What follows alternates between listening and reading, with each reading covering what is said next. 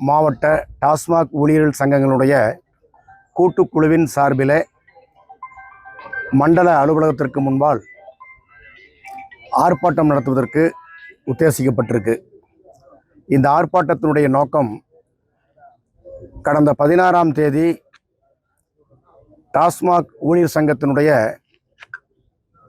CITU தொழிற்சங்கத்தின் மாநில துணை பொதுச் செயலாளர் தோழர் ஜான் அந்தோணிராஜ் அவர்களை இந்த நிர்வாகம் சஸ்பெண்ட் செய்யப்பட்டிருக்கார். இந்த சஸ்பெண்ட் செய்யப்பட்டதற்கான காரணம், ஊடகத்திலே தொழிற்சங்கத்தினுடைய கூட்டுக்குழுவினுடைய முடிவுகளை பேட்டி கொடுத்ததற்காக அவர் இடைக்கால பணிமறுப்பு செய்யப்பட்டிருக்கிறார்.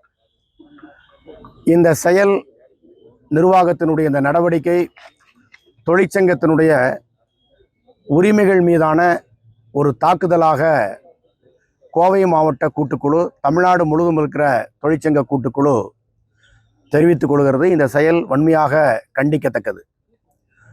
அமைச்சர்கள் ஊடகத்தை சந்திக்கலாம், அதிகாரிகள் ஊடகத்தை சந்திக்கலாம், தொழிற்சங்க தலைவர்கள் ஊடகத்தை சந்திக்கக்கூடாது என்று சொல்லுவதும், போராட்டத்தினூடே கருத்துக்களை வெளிப்படுத்துவதும் தொழிற்சங்கத்தினுடைய தார்மீக கடமை.